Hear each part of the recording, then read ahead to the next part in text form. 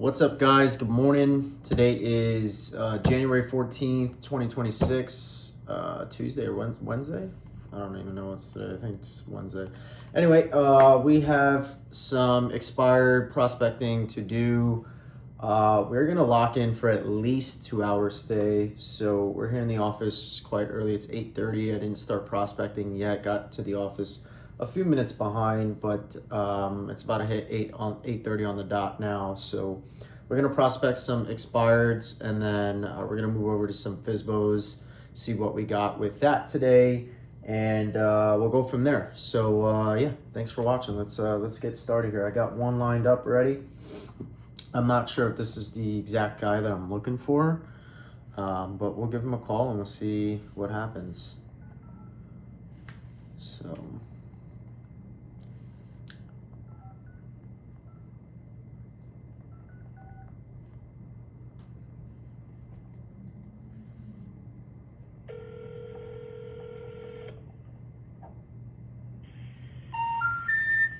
Okay, first number of the day did not work.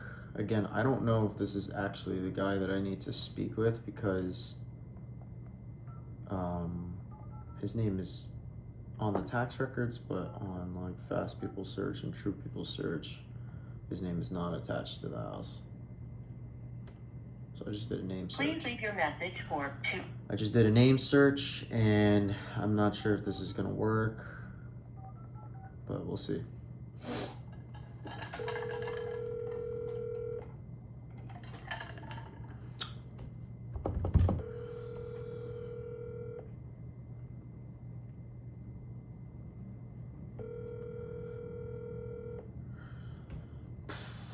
I'm getting a haircut here in like a few days, so should be looking fresh to death. Coming soon. Tu llamada se reenvió al buzón de voz. La persona con la... Okay, so no answer. So there's 5 expireds on my MLS today. Oh, look at this. Okay, Jason Grantham. That's funny.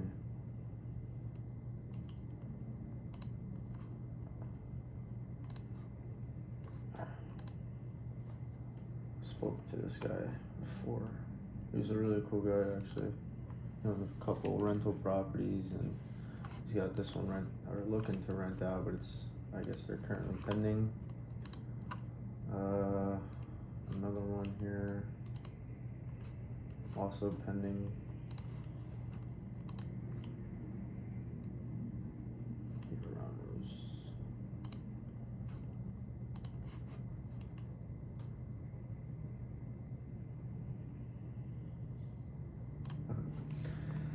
Again, I don't really target rentals, but we're gonna just try. You know what I mean? Like, I've never done it before, so let's just see. This one's not under an LLC, so we'll just see if he's open to having a conversation.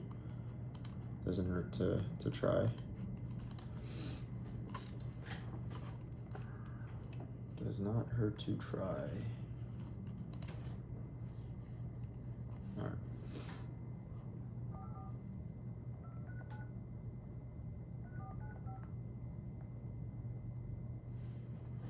Forgot to upload a video yesterday. I was prospecting, you'll see the video later, but.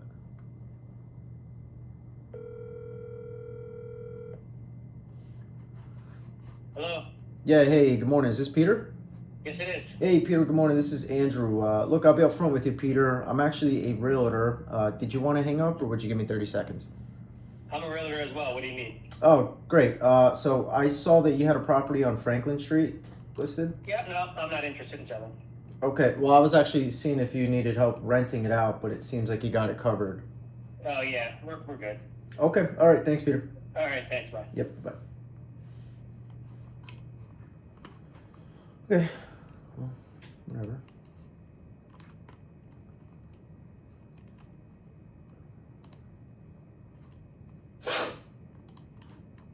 This one's LLC locked. All right, so the expireds today suck. It is what it is, man. You know what I'm saying? It is what it is. So now we're gonna go back. All right, let's go from the 1st to the 14th. Today's date. Let's go residential. Let's go Lehigh County. There's 11. Probably have called every single one here. This one's a licensed real estate agent. Thomas. Did I call this guy? Did it relist? What's the story?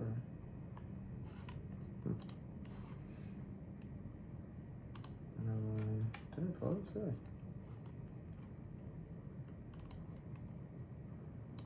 I guess I didn't, but we're gonna give him a call.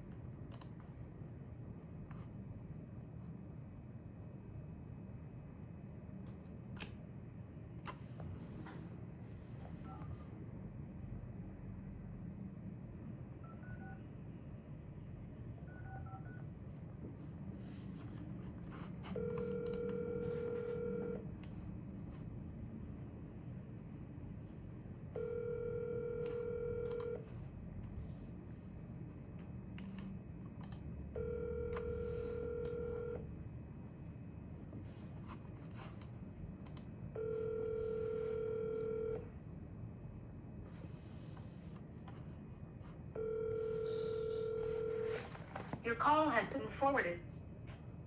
Trying to reach is not available. At the tone, please record your message. Okay. That's the only phone number. All landlines. That's weird. Is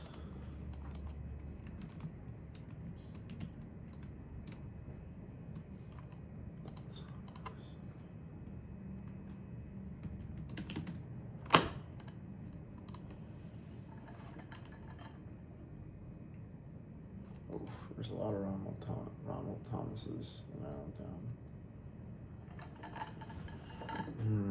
Okay.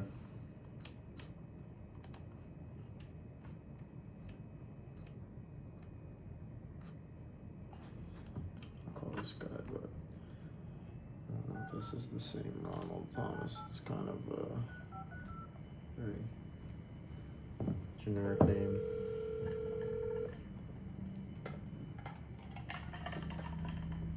Hello. Yeah, hey, good morning. Is this Ronald? No. This is not Ronald? No. Oh, I'm sorry. Okay. All right, thanks.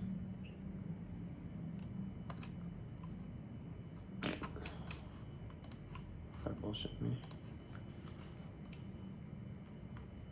Let's try this Ronald Thomas.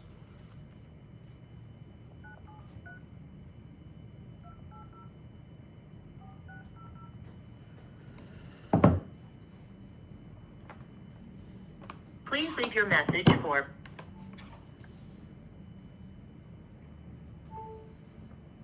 Well, this charter's starting to act up.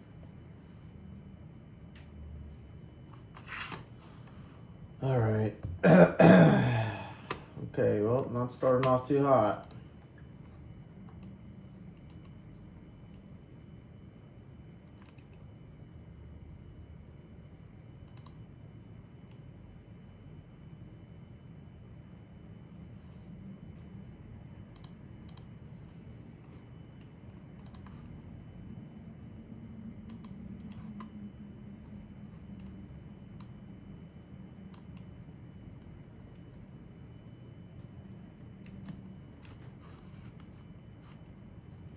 Gosh.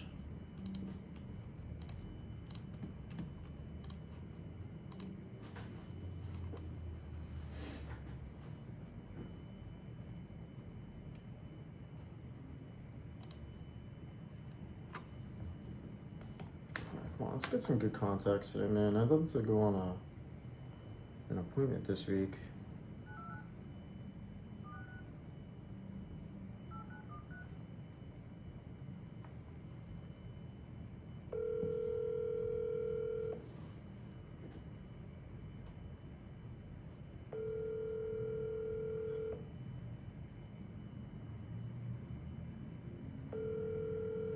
It's cold as heck in here, bro.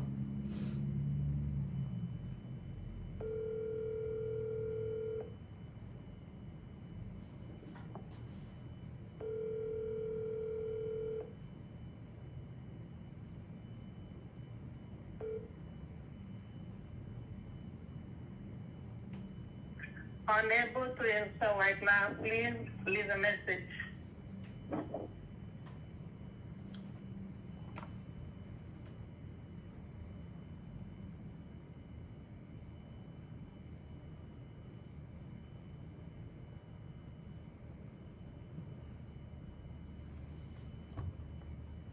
I texted this lady before, so I did call them, but she read my message and didn't respond.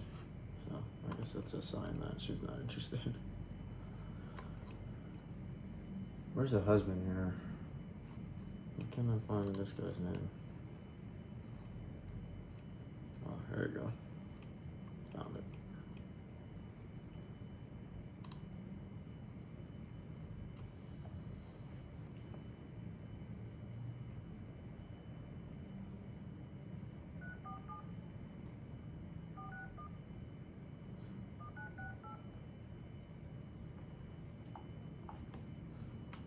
Three, 4, 7, 4, 6, 1, 1, 9, 6, 8 is not available.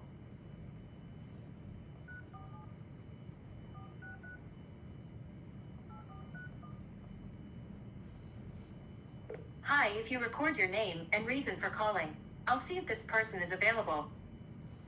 Hi, yes, Andrew.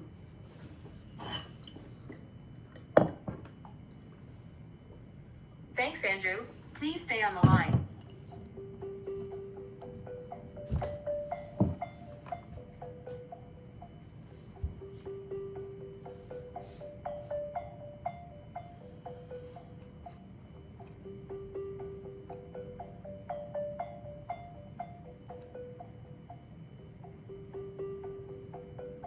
I'm sorry, this person is not available. If you would like to leave an additional message, This one, last one.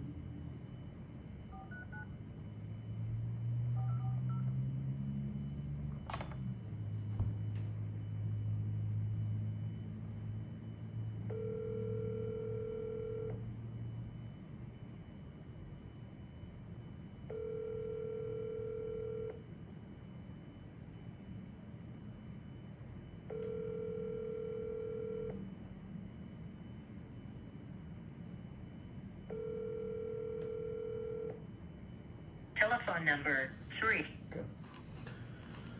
All right, I guess I gotta move on here.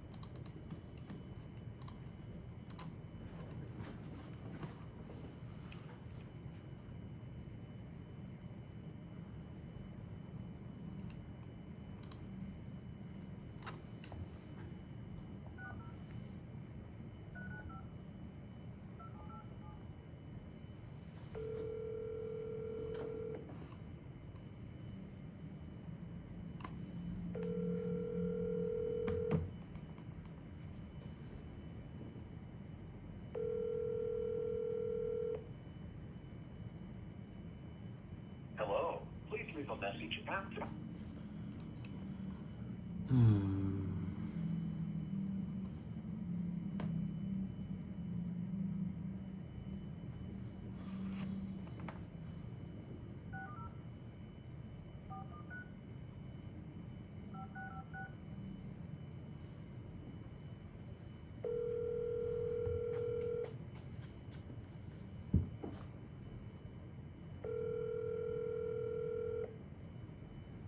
Not available. At the tone,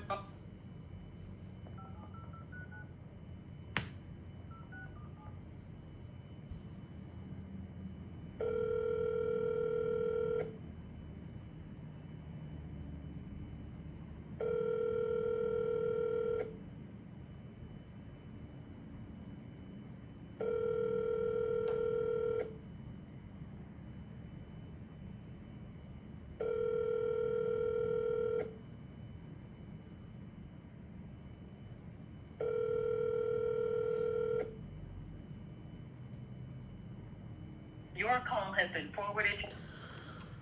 Damn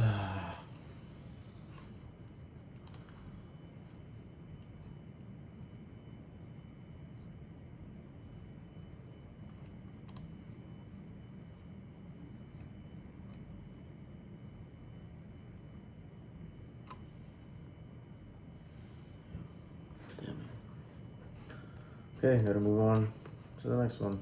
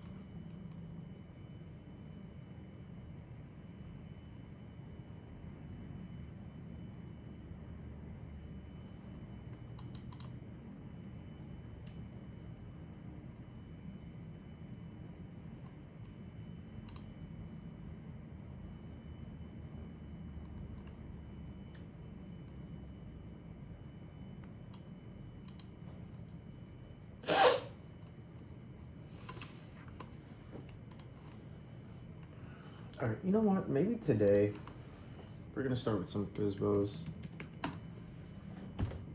Honestly, today we're gonna just do FSBOs because I haven't been getting too lucky with my expireds, man. So we're gonna switch to FSBOs today. I need higher contact rates. I just need to talk to people. Whether they tell me to go kick rocks or not, like I just need to talk to people.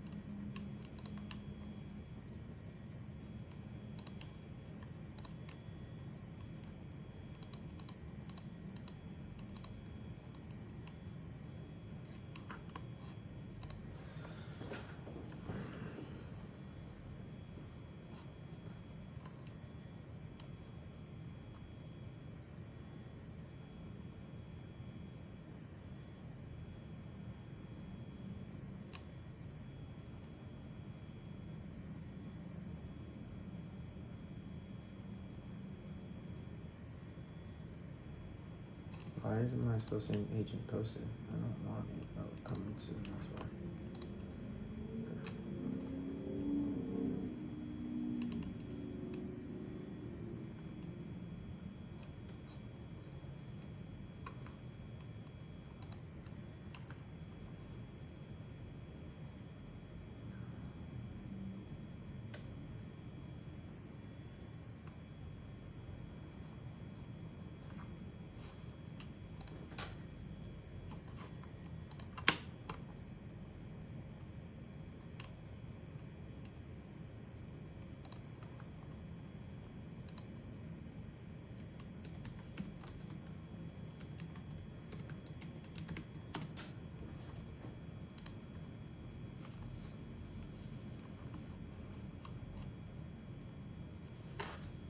Pretty sure. Call these people.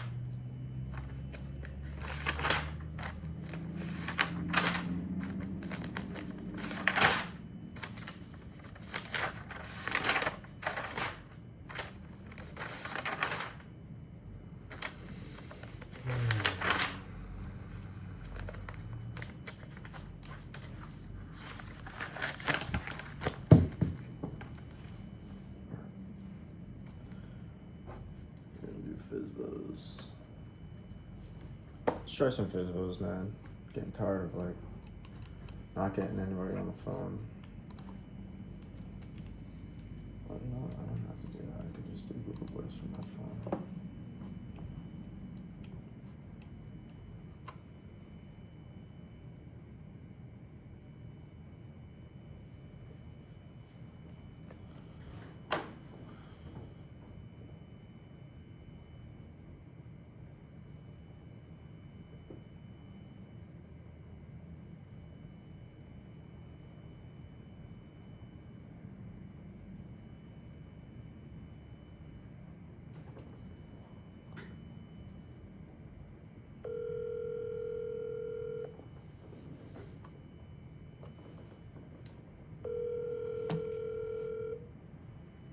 Hello? Yeah, hi. Good morning. Is this I'm actually morning. I'm actually looking to speak with Eleanor. Who are you? Yeah, my name is Andrew, and I'll be up front, man. You're probably gonna hate me. I'm actually a realtor. Did you want to hang up, or would you give me 30 seconds? Well, that's okay. I mean, I have a lot of realtors call me. If you have, do you have a buyer, one who's qualified?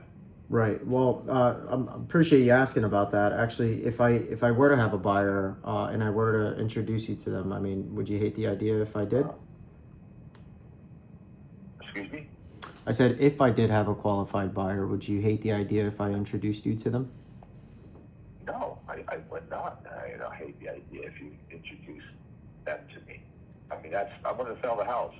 Yeah. Right. So you know, let's cut the chase. Sure. How much do you want? Well, I mean, you come by with a qualified buyer and they buy the house. What do you want? yeah. Well, What would make you happy? typically a 3% commission is what most agents would ask for. No, that's out of the park. 3%. Nobody pays that. Nobody who has a little bit of knowledge doesn't pay that anymore. Well, everything is negotiable, but typically that is like the going rate. It's usually 6%, 3 goes to the seller's agent, and then 3 to the buyer's That agent. went out the door. Yeah, the seller's agent, buyer's agent, all that went out the door when you guys got sued. When the laws changed in 2010 or 2014, whatever. Mhm. But anyway, I mean, do you have a qualified buyer? By the way, Eleanor, if you want to talk to her, you have to, you know, be one of those people who talk to the dead. She's passed away. Oh, I'm sorry to hear that. So That's okay. No problem. I'm assuming you're the one in charge then of the estate. Exactly. Okay, gotcha. And what was your name? My name is Michael. And your name? My name is Andrew Andrew. Last name? Valentine. I'm with Remax Central. Max Central. Okay. Yeah. See, now I have a cousin in real estate, and if I'm going to list it, I would list it with him. Right. Okay. And of course, So anyway, it would be a lot less than even 3%. Right. Okay. Well, look. I mean, it's up. So do you have qualified buyers? I do work with a network of buyers, especially that are We looking all at. do. I mean, yeah. I mean, all you guys, Keller Williams called me. Remax, other Remaxes called me. Mhm. There's a lot of people who've called, and you all have a bunch of people. Sure. You know. Well, look, you sound, Mike. You sound like a no BS kind of guy. So if I just cut to the chase, right? Like, if I don't have a buyer right now, right, and let's just say 30, 60 days goes by, 30, 60, 90 days goes by, and you still haven't gotten it sold on your own. I'll list it with my cousin. Gotcha. So really, like, you pretty much have everything covered. Unless I had a buyer that would come in, you would be open to me introducing you to them at this point, but essentially you wouldn't be open to paying a commission of 3%, correct? No, absolutely not.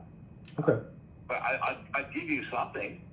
I mean, I'm not opposed to giving you a couple $1,000. I mean, we'll write up a contract. If people buy it, I'll pay you a fee.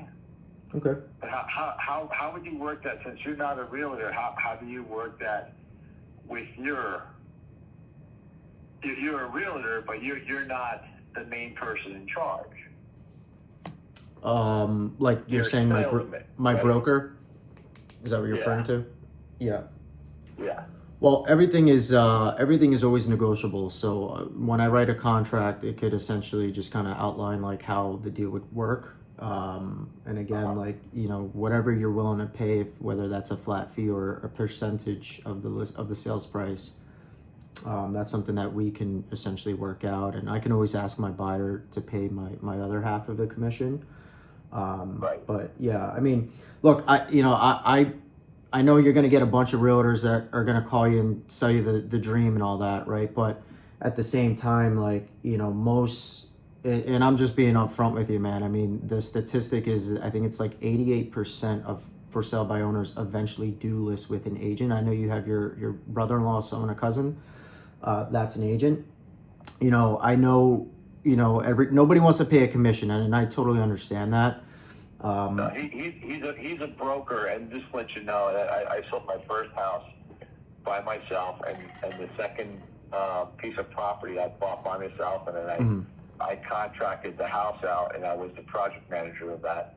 So, I could do things. I like getting things done.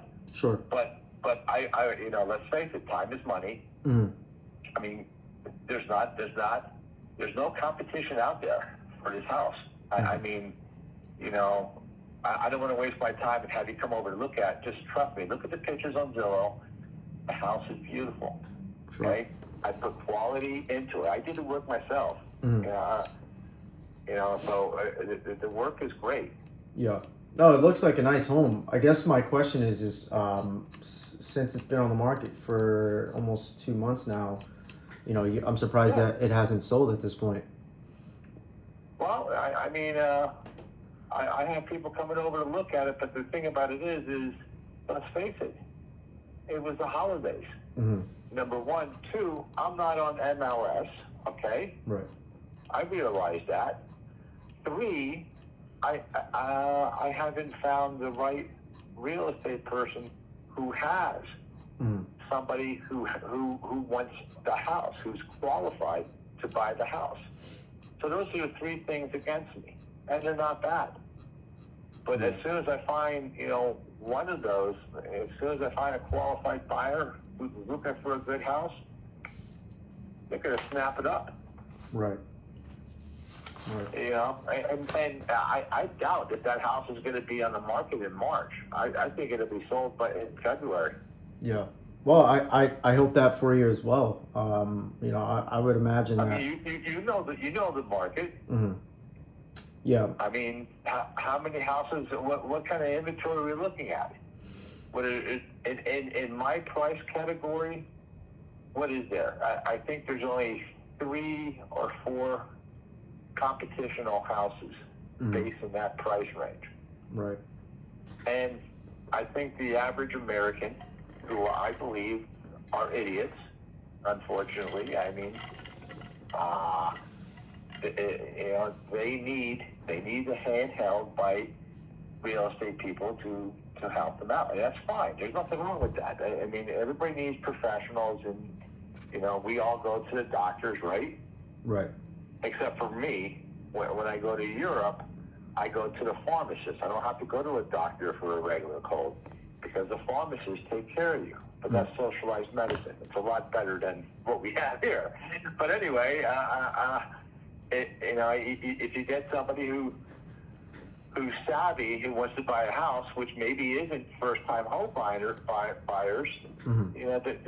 going to go to you guys, and then you guys are going to sway them to go to multi-list. And so I just need that one realtor that knows somebody who wants to buy a house, who qualifies for $350,000, to go ahead and buy the house. Right. Yeah. Exactly. So there you are. Yeah. There it is. It's all to you. You have very limited. How can I say? Not conflicts of interest. Competition. I mean, you're many realtors have called me. Nobody has. Well, there is somebody who is actually coming by to look at the house. And if it doesn't sell, you could be the next person. Mm-hmm. Right. Okay.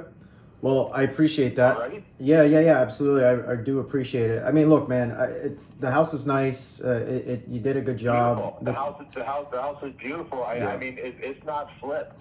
Mhm. The quality into the house is better than that. There's Formica countertops. Okay, I built Like, it's not a bad looking place, 2,200 but there's square foot Formica house countertops. in 1999. So that house, I mean, I spec'd it out. Mhm. You know, I used really good wood, 2x6 frame. You know, but that house is really good. There's not a termite in there. Mhm. You know, for 1955 built, solid wood. Oh my gosh, it's just so nice. You're not gonna find a better ranch. And not only that, it's the location's a little iffy. You know, it's not the perfect location, but it's on top of a hill, has a beautiful yard, and here's the killer: it's over 10,000 square foot, which means in the city of Bethlehem, you could build a 2-car garage in the back, and they can't stop you. Right. You know, the land is big enough that you're able to do stuff. Yeah. And a lot of people don't know that, Mhm. but I do. Right. And now you do. Mhm. So, and not only that, hey, it's only a 3-bedroom. You can easily make it a 4 or 5 bedroom if you want to. Easily put in another bathroom. It's ready to go. Yeah. Come Well- by and look at the house with a qualified buyer, Yeah. and you can see how it's really easy to put another bathroom in downstairs. Right. Right. Well, yeah, I mean, obviously, I know that when you listed it, it was kind of in like that part of the time, like that season where it was holidays, so things typically Sure. do slow down. I know springtime, like, honestly, it's like usually from November through about February, the market kind of does take a little bit of a dip. It just slows down. You do get a lack of inventory. So if you do go on market, you should sell relatively quick. But Right. come March, like, March, April, May, June, like that's always the heat of it. Right. And so, I mean, look, it's a nice place. You're in a good location. Like you got everything is you're hitting all the boxes, right? But it's strange to me that even though you're selling it by yourself and you're not listed with an agent, regardless, most consumers are shopping online. They're using Zillow. So when they're looking at, they're setting a price range here. Let's just say they're pre-approved up to 350. You're in that range where you should be a part of their listings that come to them. So it's weird how it's almost 2 months on the market for sale by owner and it still hasn't sold. Like I had a house up in South Whitehall Township. I know it's Allentown to Bethlehem, but Bethlehem's still, very desirable, regardless. Well, And South that- Whitehall Township is Parkland School District. Sure. Yeah. I mean, there's definitely a difference there. There's definitely a difference, but we had a very similar house, the one that you have here. It's a ranch with the basement, 3-1, roughly about same square footage. It was about 1,500 square feet.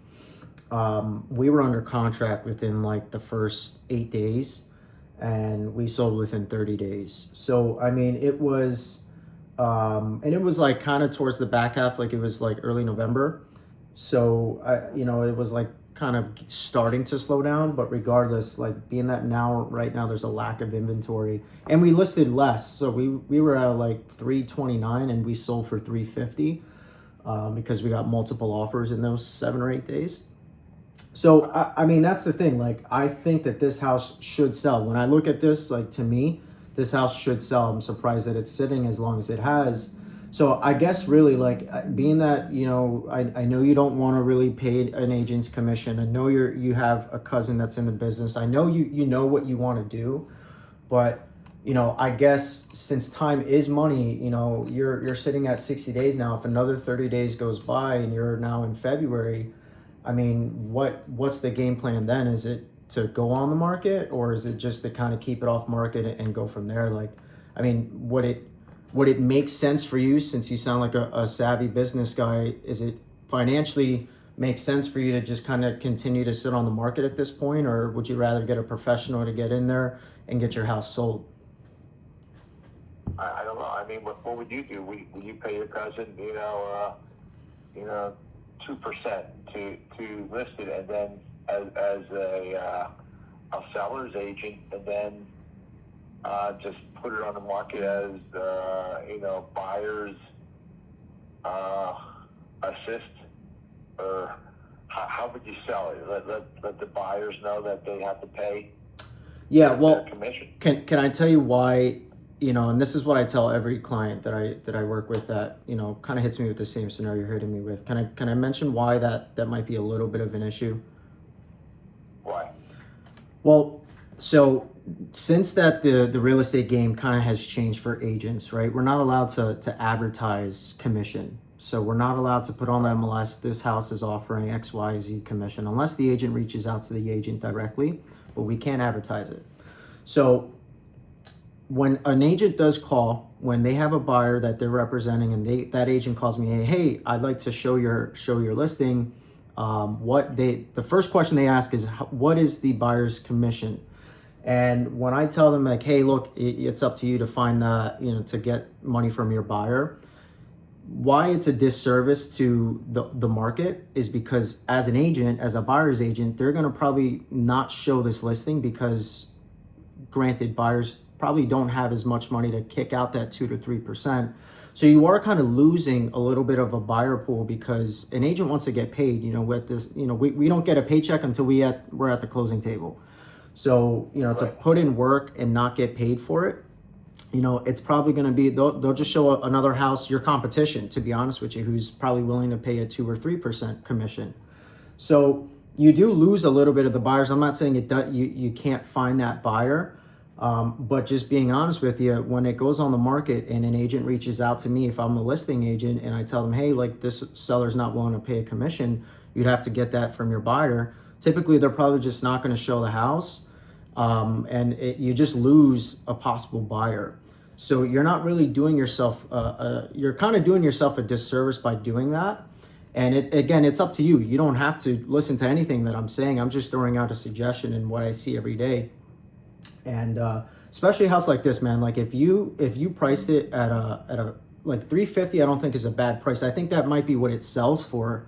But if you kind of strategically price it a little bit more aggressive, the goal is to create more buyers, to incentivize them to come in. Once you get 1, 2, 3 offers, then you could go into a highest and best scenario. And that's when me, the agent, your professional, is where I shine, where I can negotiate with that buyer's agent and say, hey, look, we want X, Y, and Z, or you need to be closer to this number in order to, probably go under contract here. So that's like where us as agents, when you have a professional, that's when we can really shine. But the goal is to essentially make it attractive enough, listed at a number where it draws attention. And then that's when you kind of create like that auction where it's like, okay, well, give me your best offer, and then we're going to take the most aggressive offer. So that's kind of how I always strategize. Like I do like my market strategy when I'm talking to clients. And again, you don't have to take any of this advice. This is totally up to you. I understand why you're doing it for sale by owner, but the two biggest things that How many houses have you sold last year? I sold 17 houses. 17 houses. Yeah. So, I mean, look, at the end of the day, I always just like a house should sell as long as it's priced right within the first 30 days, regardless of the market conditions, regardless of what is out there, in the economy. As long as the house is priced right, you should get under contract within 30 days. I can't guarantee, but that is like nobody can, because Sure. I could show you, at least, Yeah. in the competition in my area, Mm-hmm. they're all still out there. Right. There's 3 or 4 houses that are in competition with me, anywhere from 370 to 333, 335. Can I ask you something about that, actually? Yeah. Have you ever previewed those houses? No. So do you understand? Do you get what I'm asking? No. So basically, and I do this sometimes with clients, is I'll just schedule a showing, and then if you're okay with it, we can walk that competition together. I don't have to be your agent, on paper, but we can walk that competition and just kind of see what else is out there, and then we'll get a better understanding. Like, the reason why I do that is because I want to just show you as the seller what your competition is actually like, aside from Zillow pictures, seeing, walking it, feeling the competition, and then the strategy behind it is, how do we position our house, our house on the market, that way that when that buyer walks through your property, it's almost like the obvious choice. So how do we strategize based on our price, our photos, our marketing? How do we kind of strategize based on the competition in the neighborhood, that when someone puts this one on their showing list and they look at this one, they're like, well, you know what? I actually really like the one on Grandview rather than the one on Market Street. You know what I mean? So Right. I like to do preview appointments just to kind of take a look at what's in the area and see what competition looks like, because at the end of the day, we want to just, the whole goal is to strategize it and price it and get buyers that are going to be willing to give you that amount that you're looking for. And look, at the end of the day, if you list at a certain number and I get you over a certain price point, I mean, you're walking away with a little bit more money. Yes, you're going to be paying a commission, but at the same token, like, if I did my job right and I got you more money, isn't that the goal of the game anyway? I mean, and that's where I could use my cousin. I could go with him. He's not willing to give me, the 1%. He won't. They won't go that low. But yeah. Well, yeah. I mean, nobody's gonna want to work for $3,500, because then we all split. We have to split with our broker. Like, when it's all said and done, and I actually walk away with, yeah. He's a broker, so. So he might keep a little bit more of it, but yeah, you know what I'm saying? Like, then we got to pay taxes on top of it. So, yeah, man, look, But I mean, let's face it. 1 point is 3,500. Sure. I mean, like, if it's so easy, it should be sold in 30 days. All you do is find that one person, and then what? You get a couple $1,000s, right? I mean, well, if it could be that easy, right? But it could be. Yeah, sure. There's deals that are that easy, but there's time. You know what I mean? Like a doctor, when you go to a doctor, yes, I'm not saying I'm as comparable to a doctor, but basically my point is like, doctors don't discount their rates. It's the same thing with real estate agents. Like, I know people. They do. Yeah. They do. Trust me. And I had to get a drug that cost $800 a shot. Mm-hmm. And I liked my doctor very much. I said, hey, listen, I can't afford that. But I called around. I was able to get the medicine for $200. Mm-hmm. So if you come down to $200, I'll keep on coming to you. Right. And he did. Yeah. So this was a couple of decades ago, but Sure. I was able to do that. Right. So yeah, there are everything. Like you said, everything's negotiable, and if I was to go that route, and maybe you're convincing me to go with my cousin, because we can sell it faster that way. Mm-hmm. I might be more inclined to that. Yeah. Well, look, and again, that's totally your call. I'm not convincing you. I'm not saying you gotta interview me or. You're very good at what you do, and I appreciate it. I'm glad you sold 17 houses last year. Mm. Right. That was a lie. You don't have a chance of getting this house because my cousin. Yeah, totally. He would work with me. Totally understand. And I would rather you hire your cousin that is gonna, because you obviously have that personal relationship. Like he knows, if he's a broker, he should know more than me, right? But at the same token, like, everything that I said to you before, it's not that I'm saying anything to convince you to interview me and have me come over. Like, this information, I provide this to everybody that I speak with, whether they use me or not. And, they take my information and like, hey, look, this guy said this and it made sense. Can we, and they steal my ideas, I guess. That's fine. At the end of the day, I just want to provide value to people.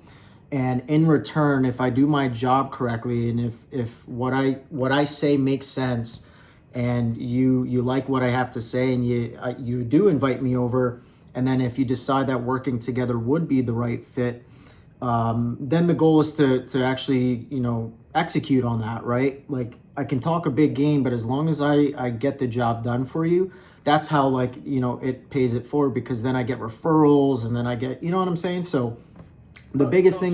Yeah. Let me so you guys have no skin in the game, Mhm. okay? And what I mean by that is, I want to sell the house for $350, okay? Sure. All right, so let's just say, at $350, I'm willing to pay. Let's just say 4%. Mm-hmm. Okay, 2 for the seller's agent, 2 for the buyer's agent. Mm-hmm. Okay. Yep. But the house sells for $340.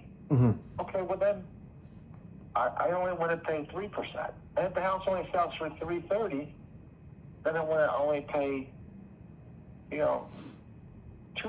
I'm just saying. Mm-hmm. But wait, hold on. Now it goes to $360. Mm-hmm. But then I'm willing to pay 5%. Or if it goes at $370, I'll pay 6%. Mm-hmm. I mean, have you ever worked with somebody who's willing to do that? Yeah. So on a sliding scale. right. Yeah, I actually have. And what I do sometimes is I'll write in the listing contract. I say, look, if I get this house sold within 30 days and we go above the asking price, or we sell, like you want 350, let's just say we sell at 360. So I'll go to 5% if we get it sold within 30 days at 360. If it goes anything less than that, then we'll go to a 4%, and so on and so forth. So yes, it's kind of called like a flexible listing agreement. And so, yeah, I mean, look, I would always, how I like to price things is, like, I always tell clients, you have to detach from the list price. List price and sales price are always going to be two different things, because at the end of the day, a list price is, it's just the marketing number, right? But when you actually look at what a house will sell for, typically it's either going to be either higher in a better market if you price it right, or it might be a little bit lower if it sits. So the list price and the sales price are always totally different. And regardless of whatever number you have, the house still has to appraise. And so I don't think, based on, I haven't looked at comps on this house. Like, I haven't done too much research, just based on, I saw this, I picked up the phone and I called. So I haven't really done like a thorough analysis on it. But I think you're fair. I think where you're priced at is not, off the charts. But basically what I'm trying to say is that I would probably strategize. I always like to kind of come in a little bit like under what, a market value would be, because the goal is for people, it just excites them. They're like, oh my gosh, this house is priced at, $325, and then we get to $350 through negotiations, or we list at $340 or $330 and we close at $360. I see it all the time. So to me, list price is always never the same. Because the goal is to just incentivize the buyers at a certain number, and then once we actually get offers is where the negotiation process happens, and then you can get exactly what you're looking for. Because I've seen it, where you list it, a client will want, all right, I need 400,000, but let's just say the market's probably really saying it's probably worth 380. You list it too high, and then it sits. And then you're upset, and then the agent's not doing their job, in the eyes of the listing agent. You understand what I'm saying? Yeah. So on that, on our example we were talking about, what's it called? You called it Like a flexible listing contract. Yeah. Yeah. And how does that work for you? Yeah, I mean it does work. It. So how many times? How many times have you actually used that? I honestly probably can say a handful of times, because most of my contracts that I do have, like, I have 3 active listings currently, and they're all at 6%. So 3 to me, 3 to the buyer. And so, like, I usually, because you're getting a full service agent, I just go for 6%, and that's typically like, I don't really get, a batted eye. But in the case that, someone's really, really fighting on the commission, then I'll introduce that flexible listing contract in case, we need to go there. So me personally how many times have I used it? I'd say a handful of times, but I do know agents in my office that use it quite often if, they run into this scenario that we're talking about. And there's a scenario, if you have a seller who's kind of like, on his toes. Yeah. He does a little bit. Honestly, it's usually with for I sub by mean, owners. Yeah. Yeah, what do attorneys normally do? They don't care. They have the money. They just want to sell the house. They just want to get money out of it, right? Yeah. They're not fighting with you guys. They just want Yeah. the best bang for the buck. Right. Let the market determine what the value of the house. Exactly. Yep. Exactly. Because otherwise, you guys have no skin in the game. Right. You see what I mean? Yeah. You just want your percentage, and I think that would be one way to make sure everybody is accountable. Mm. Right. Because let's face it, appraisal. There's no law about appraisals. Mm. There's no law that a house has to be appraised at $100,000 if it meets A, B, and C. The roof is updated. The windows are only 10 years old. It has 15% light. I don't know. I don't know. There's no rules in America about appraisals. Is that correct? Well, they have like an ethics, the uniform appraisal board. So they have to get licensed. It's kind of like being an agent. They have to go through training. They're constantly going through education. Actually, the appraisal game is actually changing very drastically this year. We've been on meetings going into either the new year, like the last few months, we've had many meetings about how appraisals are changing. They're going to be very, very specific now. So appraisals. But they're subjective. Well, they are. No They are because ironclad. it's an opinion based, right? Like the appraisal, it's kind of like what I do, right? It's kind of like me creating a CMA, competitive market analysis, comparable market of analysis. It's the same thing they're doing, but they're being more specific to data. And what I mean by they're going to be a little bit more detailed now is they're going to look at, okay, well, if this comparable does not have an updated bathroom, they're going to knock it, X amount of dollars based on, how they generalize what a bathroom remodel should cost or the materials that were used in this bathroom. So, it is subjective where, it's someone's opinion on the other side of it. You can always counter, an appraisal report, whatever comes in. Like, I've had scenarios where we're under contract and we need the appraisal to be this amount of money, and the guy comes in like $2,000 less, and it's like, okay, dude, you couldn't just give us the $2,000. Like, it doesn't make any sense. But that's how they are.